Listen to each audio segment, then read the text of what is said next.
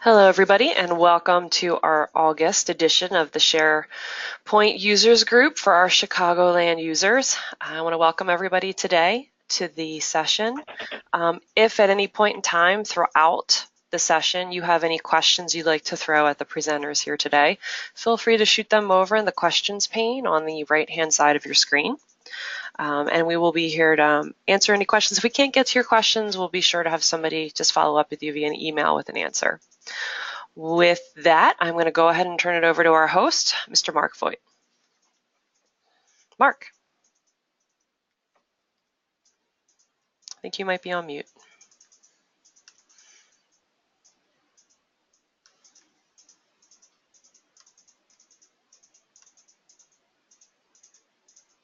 Hey, Mark, did we lose you?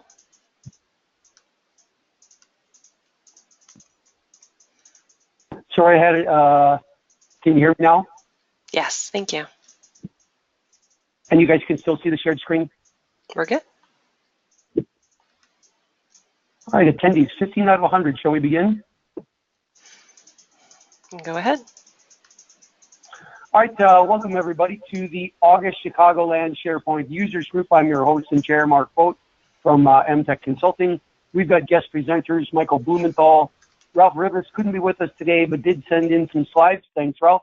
And we have another guest member speaker, Kevin Anderson, to talk about something really interesting that we've discovered in working with SharePoint on-premise and load balancers. Today's agenda, we always have the big picture, SharePoint news and events, Office 365 update, the SharePoint framework update, just a few little tidbits there. Then Kevin's going to treat us to a great demo on using a free load balancer for your SharePoint farm. So if you're low budget and you're looking for load balancing, this is the thing you want to see today. I'll round up with embedding PowerApps as new forms inside SharePoint lists, and then we'll dive into bring your own problems. So let's begin. Reminder, the Chicagoland SharePoint Users Group has actually moved to LinkedIn away from Meetup back in the spring. We've now got more than 53 members and we're growing daily. I see somewhere between 1 and 3 people added every day. Nice to have new users. Wish we had our 300 back, but if they weren't attending anyways, no big deal. How do you do it? You're going to browse to LinkedIn. You're going to search for Chicagoland SharePoint Users Group. You're going to join the group and begin sharing with friends and colleagues anything and everything about SharePoint, new and old. Part of today's big picture that I wanted to spend time on is SharePoint search, enterprise search, because we continue to see, even to this very day, people not taking advantage of SharePoint enterprise search as one of the most powerful ROIs that SharePoint can offer an organization. That said, there are 2 types of searching that we do on a daily basis, everybody. We've got navigation, that's type 1. We have to know where the stuff is. It's good for small corpuses of documents, small bodies of documents. It actually works quite well. It's always worked. It's the way file servers are actually organized. For single taxonomies, it works okay. If you organize your folders or your content by customer or chronologically, or, it's always or, not and, it works pretty well. It eventually, though, hits a tipping point. There is simply too much content that can be organized that should be organized in multiple ways, particularly for multiple taxonomies. You want to organize by topic, you want to organize by industry, you want to organize alphabetically, by chronology. And then it really starts to struggle. And finally, for large corpuses, it becomes akin to actually knowing magic spells, knowing where in the folder structure you have to drill down. So for little folder structures, it's a good thing. But as you start to get bigger and bigger in your folder structure, you hit that tipping point and it doesn't work. How do we know this? Because search engines become the norm these days. That segues into the second kind of searching, what we call querying and refining. You essentially have to know what the stuff is that you're looking for. You describe it, not where it is, but what it is. This then leverages machines to perform the searching. You compose queries, and it takes a little bit of practice, but the price is that for large and small corpuses, it becomes useful. For large bodies of document, in fact, the larger the document body, the larger that corpus of document, the more useful it becomes. In particular, with multiple taxonomies, actually make it more and more powerful still, that you can search based on chronology and based on topic and based on subject material. When aggregating these corpuses, it becomes tremendous. Querying is invariably these days followed by something called refining and becomes the most powerful search technique on the planet. Amazon does it, Google does it, and of course SharePoint Enterprise Search does it. You end up starting off with your querying. Here's how I describe the documents I'm looking for. It's what they are. Then I get a search result that later I refine by clicking on these common refiners, these common subcategories that are somehow related to that original search query. The sad truth is that when organizations have to start gathering and connecting, searching across all of their different repositories of information, they actually have indexed only a tiny fraction of what's possible with SharePoint Enterprise Search. What do I mean? Most organizations to this very day take their SharePoint search and only end up indexing SharePoint itself. And if you look at the relative sizes of all of these servers as representative of how much content is stored in the organization, you see it's just the tip of the iceberg. There are still so many organizations out there that are not even indexing their file servers, and yet their file servers represent the vast majority of all of that content that they need to access. It might not be collaborative in nature, but it's useful. People need it. They want to be able to search it. Additionally, ERP systems, CMS, content management systems, and even any other type of ODBC compliant databases are all completely fair game to SharePoint.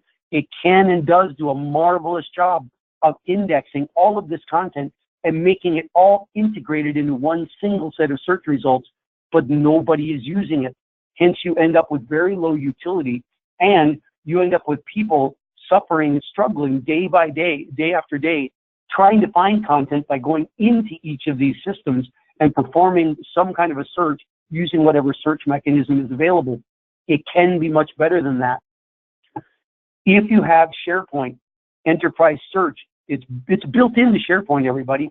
If you have it, indexing your file systems, indexing at least portions of your ERP system, indexing your content management system, indexing even external websites in addition to ODBC compliant databases, then when you index everything, any SharePoint page that has that search in the upper right-hand corner suddenly puts the entire organization that's behind the firewall at your fingertips.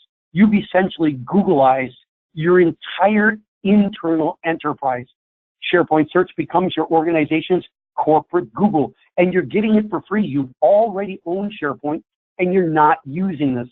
The truth is, finding information quickly is a massive ROI opportunity, particularly in large organizations.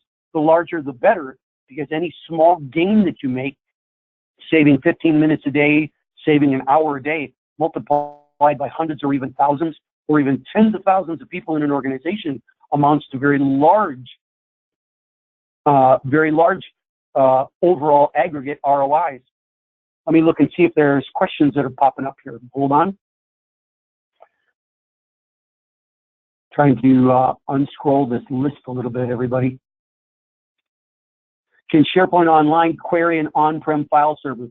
The answer would be yes. SharePoint Online does have the ability to actually integrate search down below and up above, in particular with this new data gateway server that's actually available. And now that you brought it up, we saw it earlier in the spring, Paul, we saw it earlier in the spring at a previous session, the data gateway server.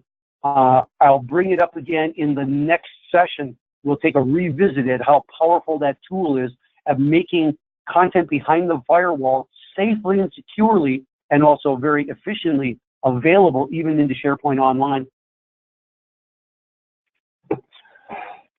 The end result, by indexing everything, you end up being able to take your SharePoint environment and take it to a completely new level, making it the Google on the inside of the enterprise.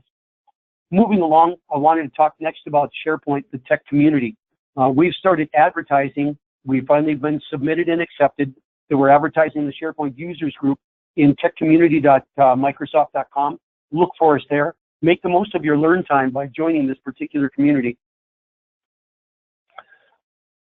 Looking at recent or local news and events in SharePoint, I've not changed a lot since the July session. This is the same slide. We've got cumulative updates that have happened, SharePoint Online public feeds are ending. There's a new remote desktop client that's web-based. Microsoft is still pushing into mixed reality for SharePoint, seeing this metaphor of a room actually transform into a room. I think we might hear more on that in the near future. There's a new migration tool available from Microsoft that I think we're going to talk about next session so that we can see how that stacks up compared to some of our favorites like ShareGate. Let's see, there were summer updates Mike might talk about. And as we look ahead, now we're in August, we're looking at the fall section of 2018. We've got SharePoint Saturday, we've got SP TechCon coming up, we've got Ignite coming up, and SharePoint Fest. Handing over to Michael Blumenthal to talk about Office 365 news and events. Mike, handing over to you. Thank you, Mark. Let me share my screen.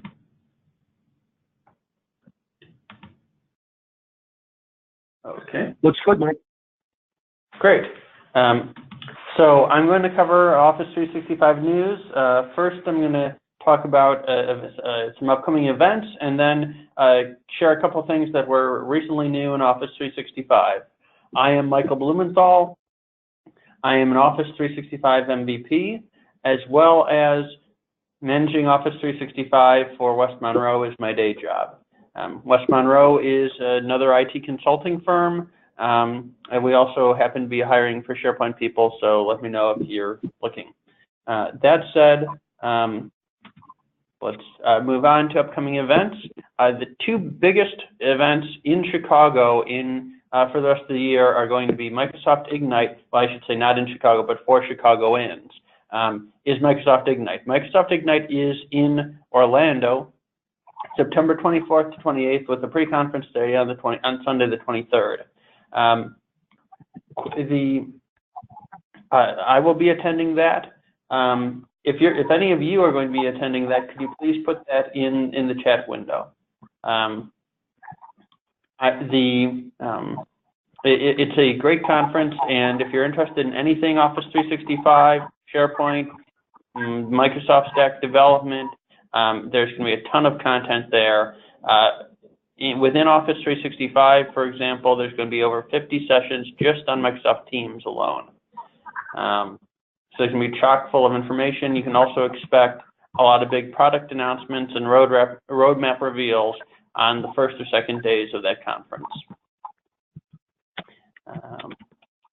So that's in September, and then in December, SharePoint Fest is coming to town for a full week this time, and then in conjunction with this, the Office 365 Adoption User Group will have its regular SharePoint Fest meeting. What looks like it's going to be the Thursday night of that week, although we're still finalizing details. So let me give you sort of the roundup from the Office 365 Adoption User Group. Reminder here that the recording of our meeting where Caruana Gatimu talked about Microsoft Teams is available on YouTube. Our August meeting was a discussion of champion programs. I'm still working on editing that recording and getting it up on YouTube.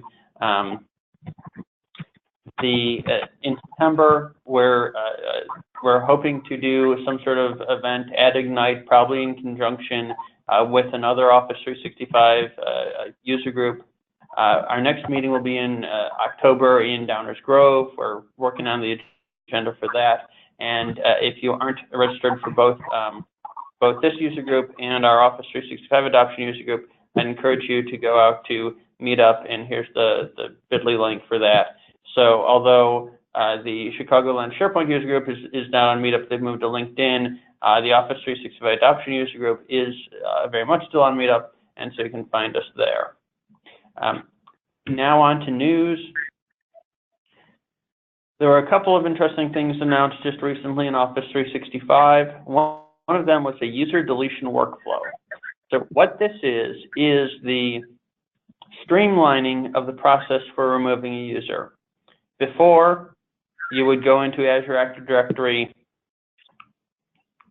and remove the user, and then be a separate step to make sure something happened with the user's OneDrive, or rather, if you've got your manager data, set up an Active Directory automatically. That person's manager would be notified and granted access to that person's OneDrive. And then additionally, there's decisions you'd want to make about that person's Exchange account. This workflow binds that all together, streamlines the process, makes it all accessible from one screen where you can figure out what you want to do with the licensing, what you want to do with that user regarding licensing, OneDrive, and email, all in one screen. One of the nice things about this is that you can grant other people other than just the person's manager access to that person's OneDrive. So if they had a team leader on a project who might not be that person's manager, but might have more, might have a vested interest also in making sure that any project-related files were moved into a SharePoint project site, that you can do that. And then email. You can grant someone else access to the person's email, and so it streamlines that process immensely. However, the thing to be aware of is that this is a user deletion, and so this is triggered by when you go to delete the user. This is the user interface you're presented with. Many organizations choose to disable the user before deleting it, and so this workflow may not be as helpful to those organizations. And so that all depends on how you manage identities within your organization. Moving on, another SharePoint feature that was announced is this save for later functionality around SharePoint news posts. So if you have been reading SharePoint news posts through the SharePoint mobile app, you'll notice that in the mobile app, there is a bookmark button, and when you tap on that, you'll get a little pop-up that says "Save for Later," and you can see the "Save for Later" message down here at the bottom of the screen. And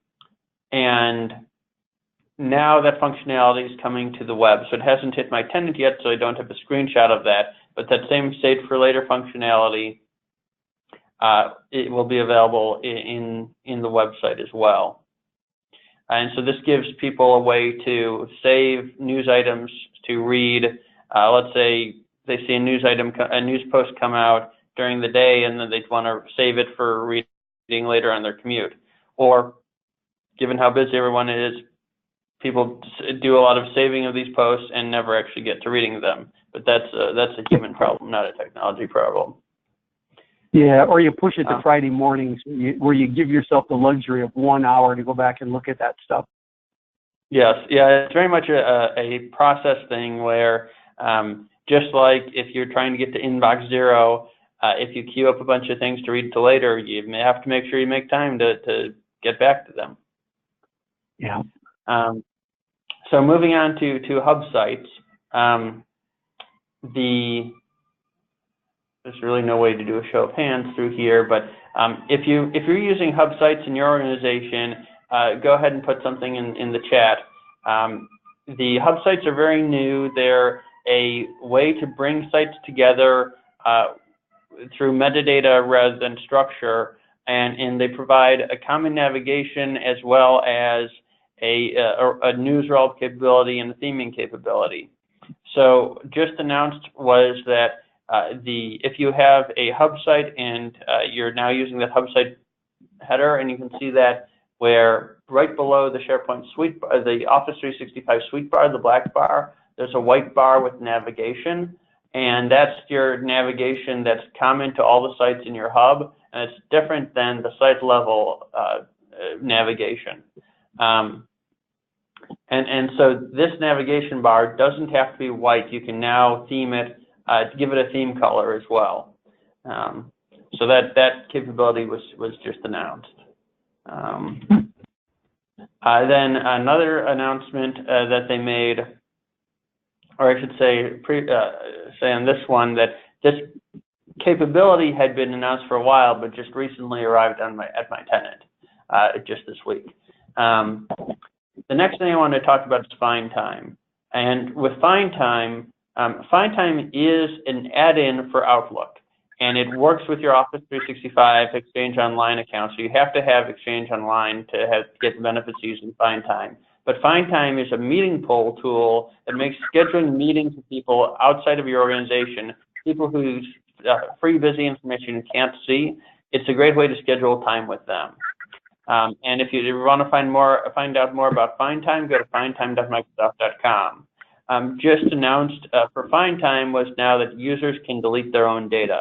So this is more of a compliance thing, probably for like GDPR or some other compliance requirement. Users need to be able to delete their data, and so now FindTime permits that. Then there was a deprecation announced, and this is the site content and structure page. And what you can see here is the screenshot of the site structure and content and structure page. And you can see that even though this is SharePoint Online, it still has that WSS 2030 look and feel to it, because this thing hasn't been updated in ages.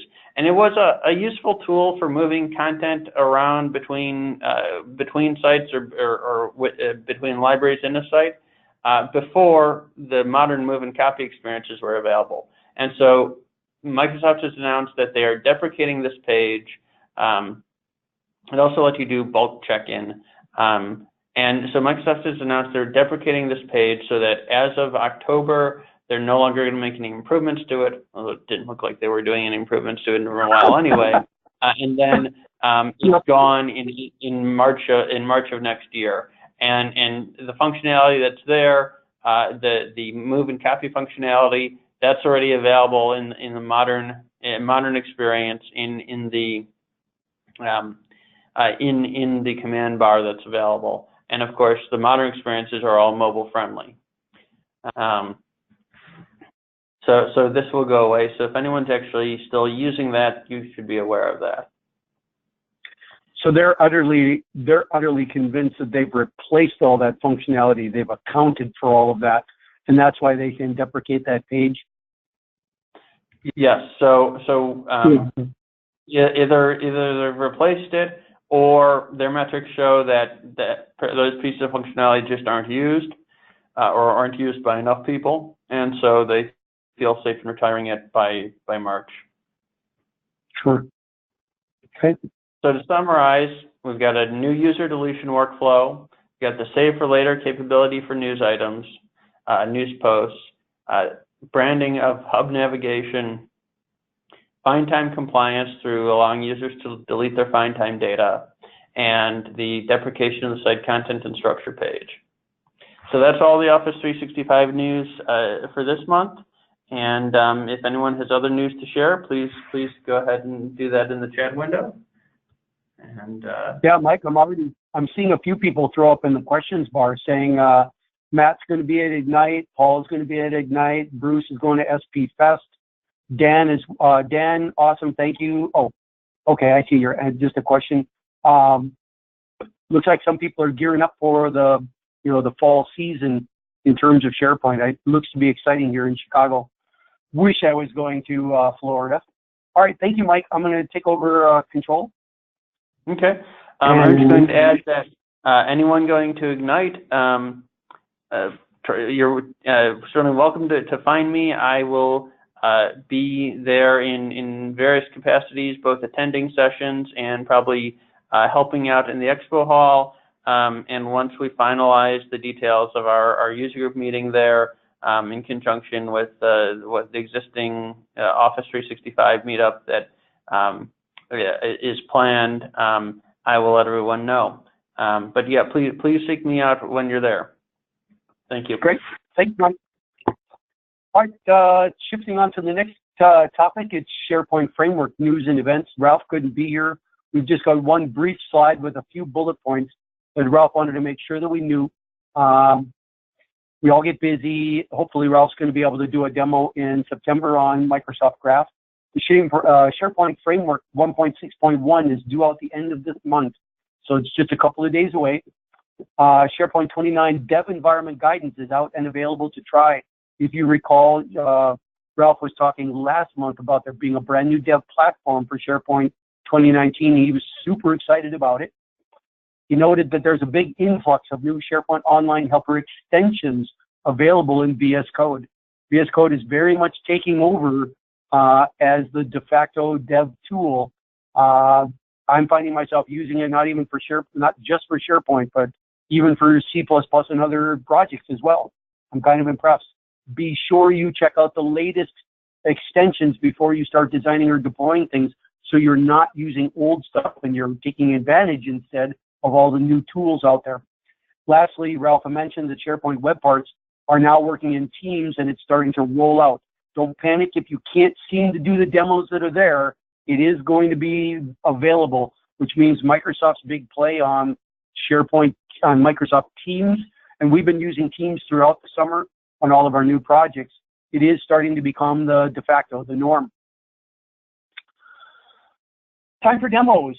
I'm going to adjust just a few questions first. One person asked a question while I was talking about enterprise search. Dan asked, does anyone know what the overhead or the database size an index takes up?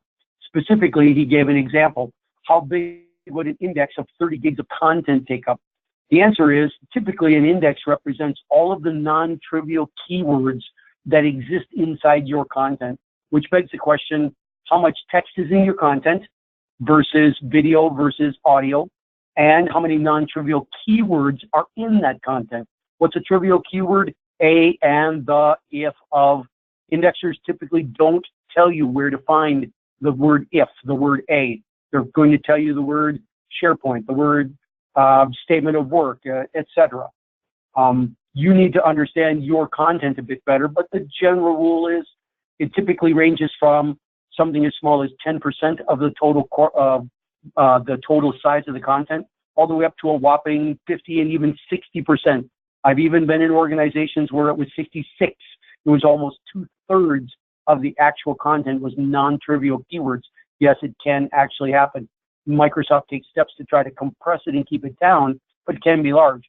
So back to the question at hand, worst case scenario, best case scenario on a 30 gig content database or content in your organization or a file server could be around 3 gigabytes. Worst case scenario could be half of that, could be 15, even 16 gigabytes in size. It's something that you have to experiment with tackling and indexing your server. Always try to prepare at least 50% of whatever the content is in the file server that you're about to index. You better plan that your index is going to end up at least initially being half of that.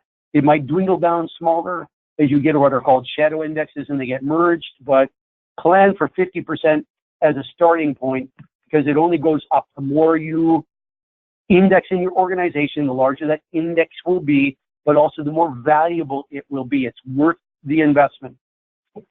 Continuing now, we're going to have Kevin give us a demo on Kemp's free LoadMaster load balancer to improve performance and availability on a budget. Kevin and I discovered this little balancer on a migration we were doing recently for a customer. They were fairly low budget in what they wanted to do in the farm.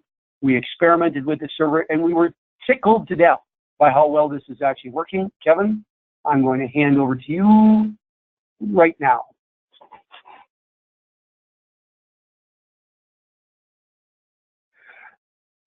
Kevin, can you hear us? Yes, hi. Sorry I was on mute, and I hope you can see my screen. We can, it looks good. Great. So before I go too much into the Kemp load balancer that we discovered, I'm just going to do a really high-level flyby of why a load balancer.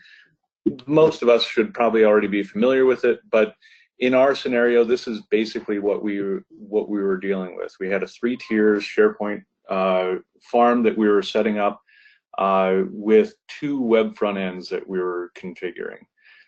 We wanted to make sure that the user request to the data was evenly balanced between the 2 web front ends that were fairly lightweight front ends. They had 8 gigs of memory, 2 cores apiece, not a whole lot of beef behind them, So we wanted to make sure that when users were browsing content and they didn't have a whole lot of users, that they would be able to access their data and perform well in their environment. So intro to a Kemp load balancer, and the Kemp offers a free load balancer that does all of the services that a regular load balancer would do. You can set it up to round robin. You can set it up to monitor individual load. You can set it to make sure that it's weighting one server heavier than the other server if you have more resources to a different server. So what we did is we extended our website so that it had the external HTTPS URL available in IIS on the two web front ends, and then set up pointed the DNS entry for that to a virtual IP on the Kemp load balancer. So that's basically just what this is here. Here is what we have. We have a really simple interface here that can monitor our virtual server status, our real server status. We can set up our services so that it can handle more than just SharePoint. In this case, we are only dealing with SharePoint, so it was pretty easy to set up. Our services that we configured, we set up a SharePoint HTTPS service that will basically hand off any HTTPS traffic to this specific URL, this virtual IP address, to the two real servers that we have. We can configure these options, set it up so that we have the certificate. Sorry, there's just checking I see some comments happening here. There's you can get this at freeloadbalancer.com. Anyways, Kevin, I posted the URL in the chat. And guys, it's really free. Okay. So this is question to this is the load balancer hardware or software? This is a virtual machine that's a downloadable virtual machine. It runs Linux and is accessible via a URL. So you manage it through its own web interface. And logging in, you have to set up your username and password for it, and then you can set up your templates.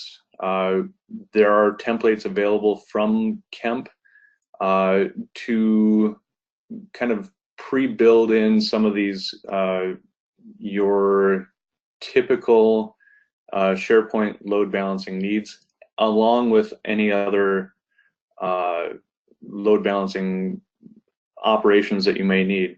You can use this for Exchange, some other options as well. In our case, we set up our farm to have SSL pass-through. So it takes the SSL encrypted traffic at the virtual IP at the load balancer level and hands that off still encrypted to the SharePoint farm, and the SharePoint farm keeps that data encrypted as well. We wanted to make sure that we kept the data as secure as possible end to end, so that all of the traffic continues to be encrypted. We also set up, because we wanted to make sure that if anybody tries to access the the URL from an HTTP or port 80, that it just automatically redirects it. And you can set this redirect right in the load balancer through a service, just saying, I'm going to redirect all of your port 80 traffic to the port 443, and then it does that function for you. This is a functionality that's been available in IAS for forever, and now you can do it at the load balancer, so you don't have to do any of that specific configuration at any of the each of your individual servers. So you know, I don't want to, I'm not going to, there's too many options to go into this, but we've found that when we're going through this, that we can see our, we can monitor our statistics of traffic going between the two, our two servers. We can see our, that our virtual statistics here keeps going, balancing. We have our connections. It tells us the last 60 seconds, 5 minutes, 30 minutes, hour. And then we can see too how it balances between the two servers. And we found that very, very helpful when testing out and seeing how the connections and how the data was flowing through this. Now, one of the things that was asked is, how can this be free? And they do impose limitations on this. Now, the limits on this is, I think it's 20 megs per second throughput on traffic going through the load balancer. That, you know, that can be a hindrance for you if you have high volume data going through it. If you're searching documents and just viewing the information, we haven't come even close to hitting that throughput. So we have about, yeah, in fact, Kevin, the only time we actually noticed hitting the limit, everybody, was when we were doing a migration using a ShareGate migration tool where you're going in wild, crazy, throttle wide open mode, and we were seeing it still limited in how much it can migrate. But 20 megabytes of information per minute for a small organization that is just experimenting with a free load balancer to get high availability is actually a really attractive option. Yeah, it ended up performing, I think, far better than what we were anticipating it would. We knew we could make it work, but when we actually put it in place and we're seeing our migration being split between the two web front ends, and we could see that our total bytes was being balanced when we're pushing content to the new farm. It made our migration, even though we had the limitation of the throughput, I think it made our migration that much more steady. So yeah, that's what we found. Great tool for free, and especially when you're dealing with an on-premise environment. This ended up being a really good and very easy tool to configure. So if you have any, I'd be happy to help anybody out if you have any questions on setting this up, configuring it in your own environment. Kemp has a lot of documentation online that really steps through each of the requirements for whatever service you might be using, whether it be SharePoint or any of the other services that you might need a load balancer for. So, thank you. And if you compare, Kevin, great presentation, thanks. Keep in mind, everybody, hardware load balancers these days run $50,000 a piece. So the idea of free as a way to start load balancing to achieve high availability is really, really attractive. And let's say you did hit it up against the limitations. It's possible to upgrade automatically from Kemp, and you have a justifiable business case for why you need the actual load balancer. So it's kind of there's no losing here. If it meets your needs, great, you keep it. If it doesn't meet your needs, that you actually have more traffic, you actually have a viable business case to take up to, your CFO to say, this is why we need it. We really do have this much activity, and that $50,000 load balancer suddenly becomes achievable. This becomes the wonderful stepping stone. What we really liked was the ease of use, that if you are an organization that's still using SharePoint on-premise, you're a smaller organization, your budget constrained, but you're trying to achieve high availability or even improve performance or both, and a paid-for load balancer just seems completely out of reach. We were tickled to death at how easy this was to work with and how well documented it is. Kudos to Kemp. Thanks, Kevin, for the presentation there. I'm going to take the screen back, and we're going to go into the home stretch for today. Absolutely. Thank you. And let's see if I got the right screen. Yep. Can somebody confirm that they can see my screen again? Yes, we can. Okay. Our next item is going to be embedding PowerApps applications directly into SharePoint pages. What do I mean by this? It means that, yeah. I don't think I'm just seeing a black screen, so I don't know, Edie, are you seeing the correct screen? Looks good to me. Okay. All right. Recently, everybody, Microsoft announced that PowerApps is indeed the replacement for InfoPath if you're going to be creating customized forms to feed into your SharePoint lists. So what I'm going to spin up next, let me close this presentation and bring up another one.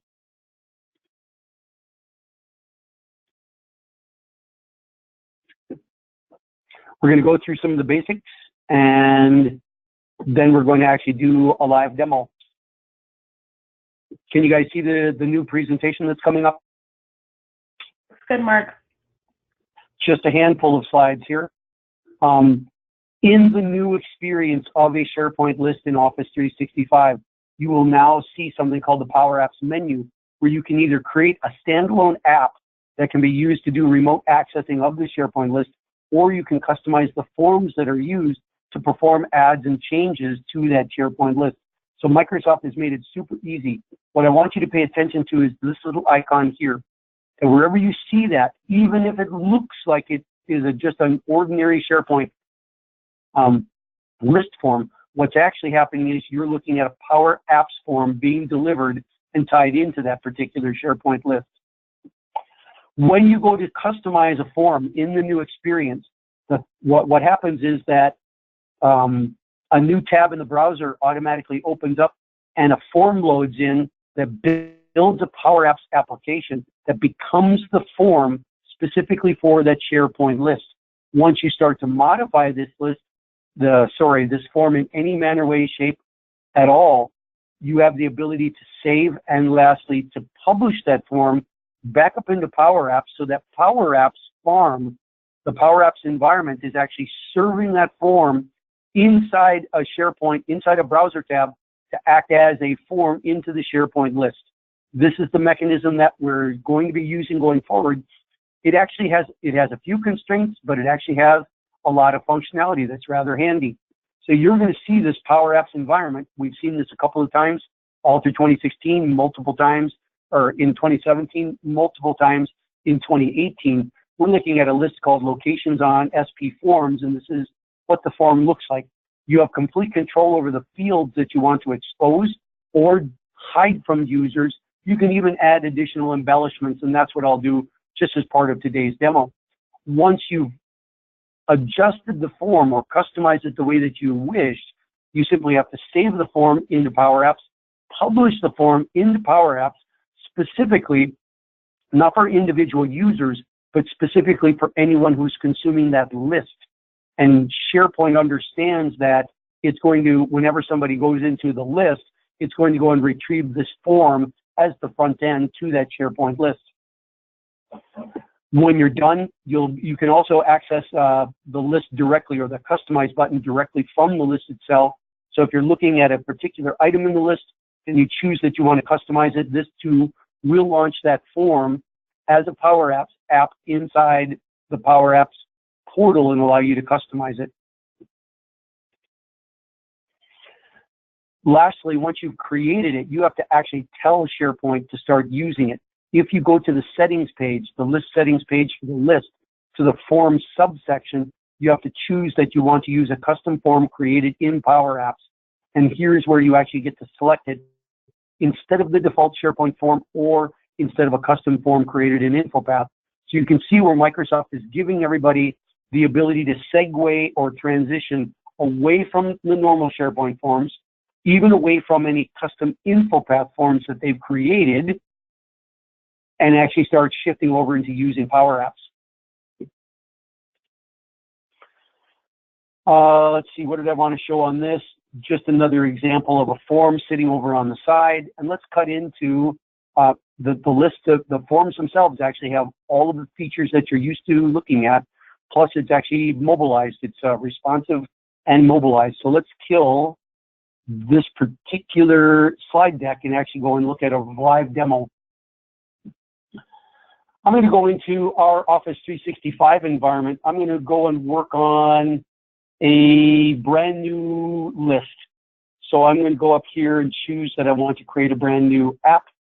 I've already created a template from a locations list. It's just something that I can work with. Let me go and drill into it to get to it. List. Got a question.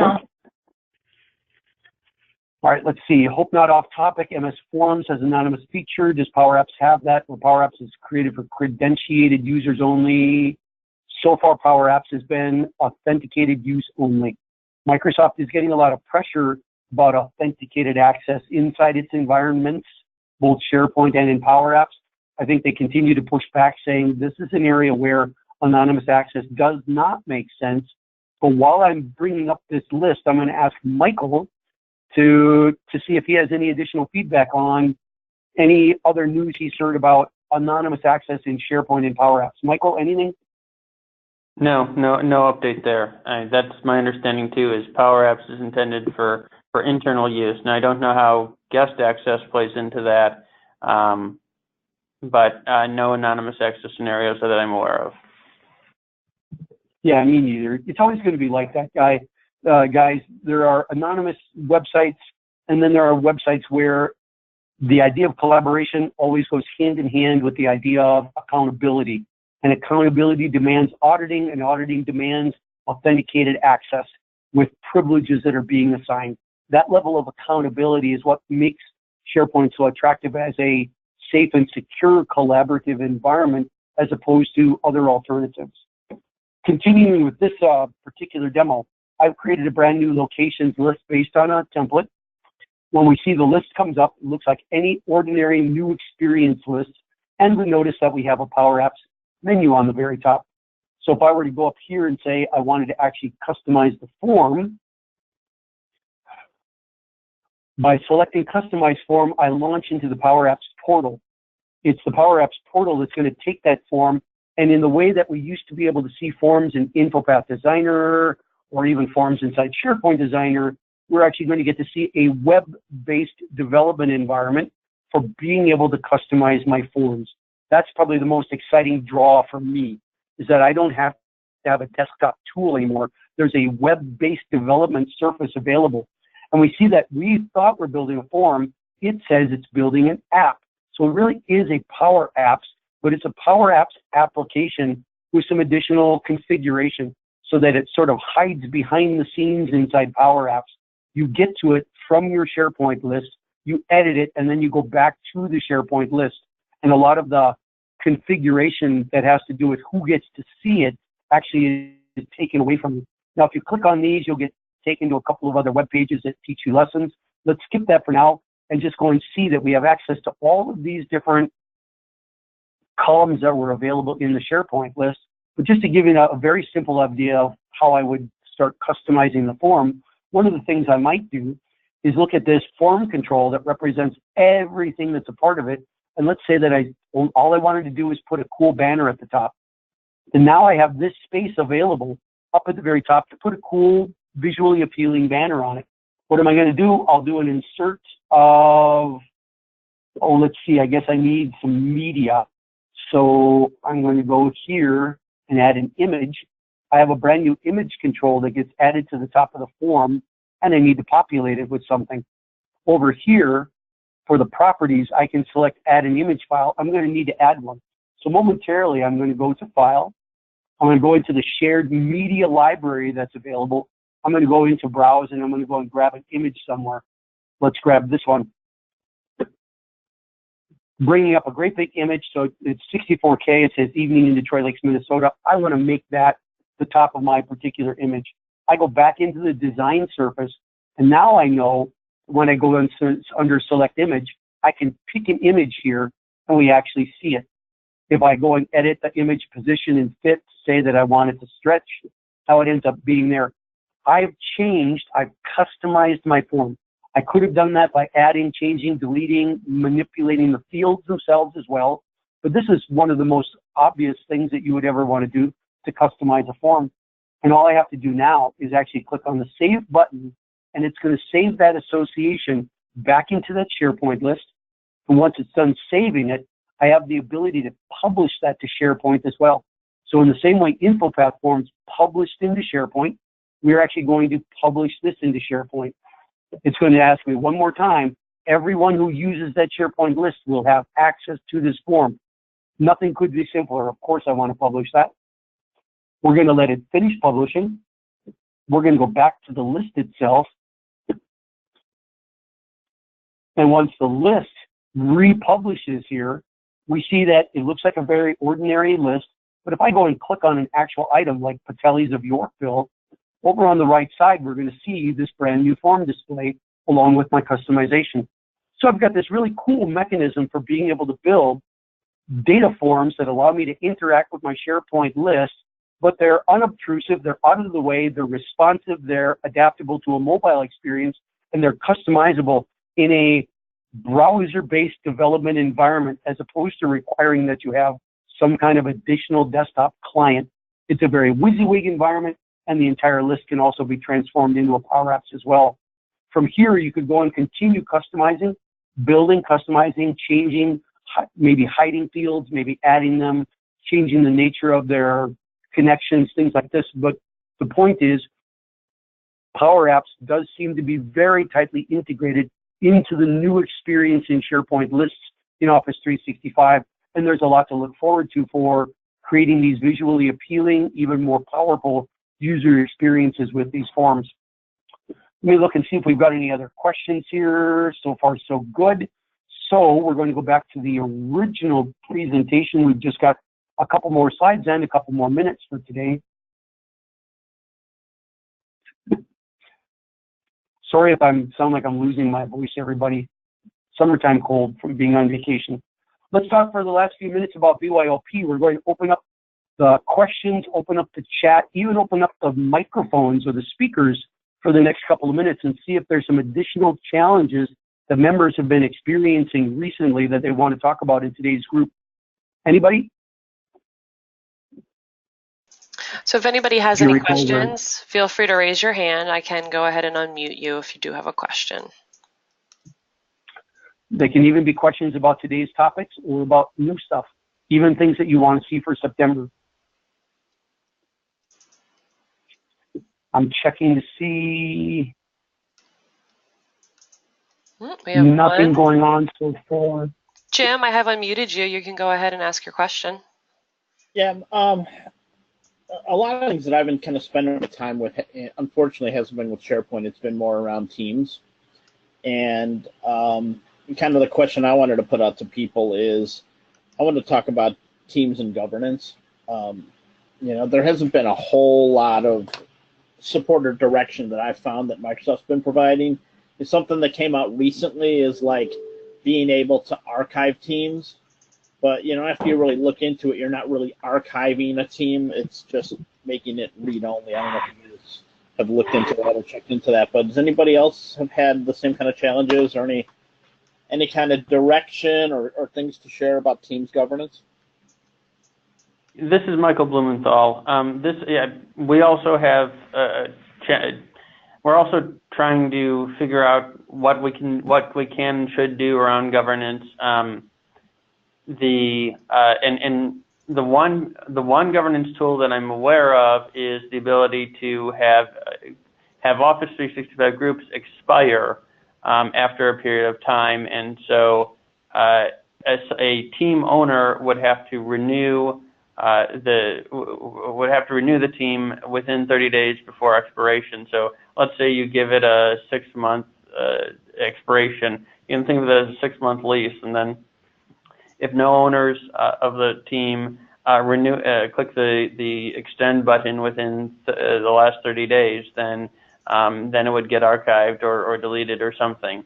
And I'm not yet clear on what the options are in terms of controlling that. But I think that that is a good way to make sure there aren't zombie sites that get created and then never used. But I'm also very interested in learning about what other governance options there are. I've not dug into governance for Teams much either. I'm hoping that at Ignite there'll be more content and more announcements made around governance. Okay. Yep. That again, that's about what I've seen too. So, and thanks a lot. I appreciate your input. Anybody else have anything? Or I think what people have been experiencing has been kind of a combination of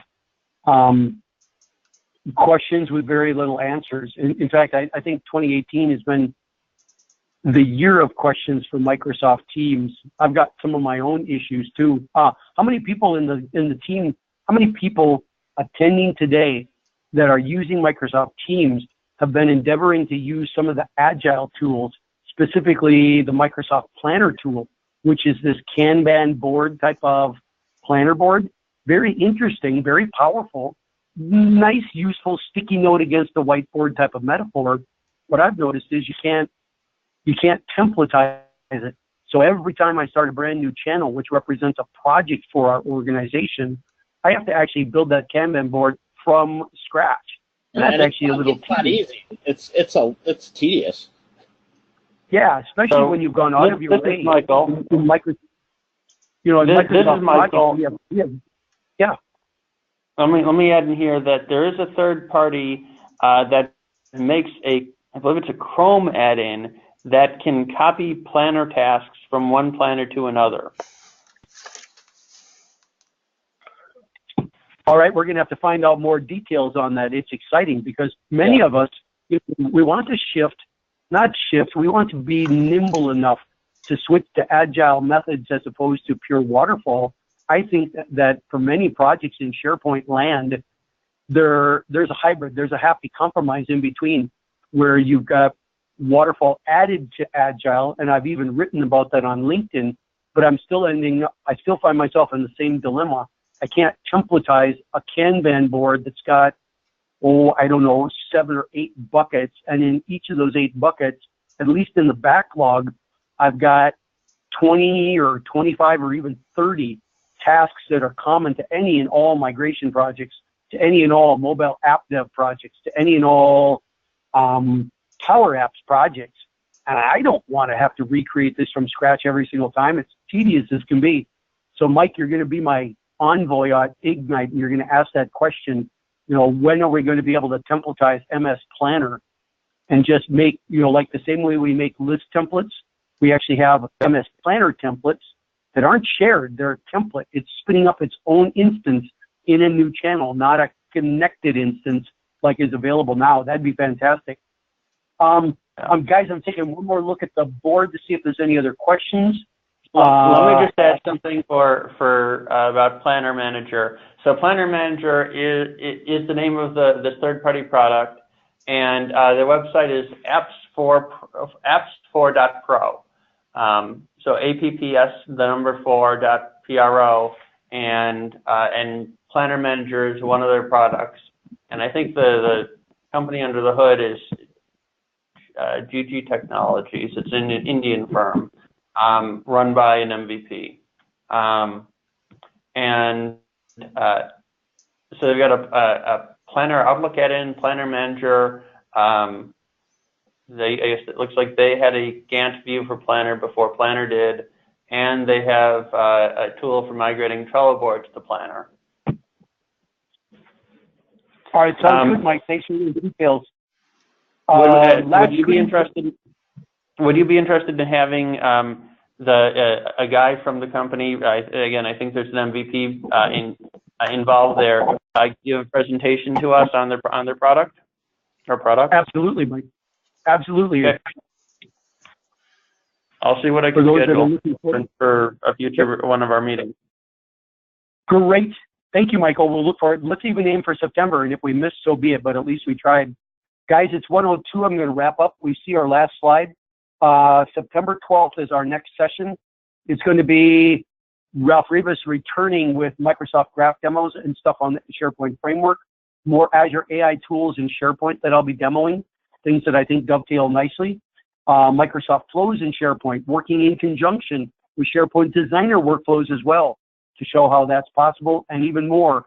It's open. I see us talking about Hub Sites 101, getting more involved in that, and even beginning to explore a little bit more in how to actually configure SharePoint Enterprise Search to point at common repositories like the file service.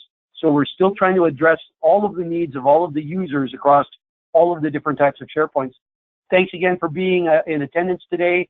Was really excited by the increase in the number of attendees. Enjoy the next month, and we'll see you guys on September 12th, okay? This is Mark signing off. Bye. Oh, thanks, Mike, and thanks, Kevin. Thank you all. Bye, guys.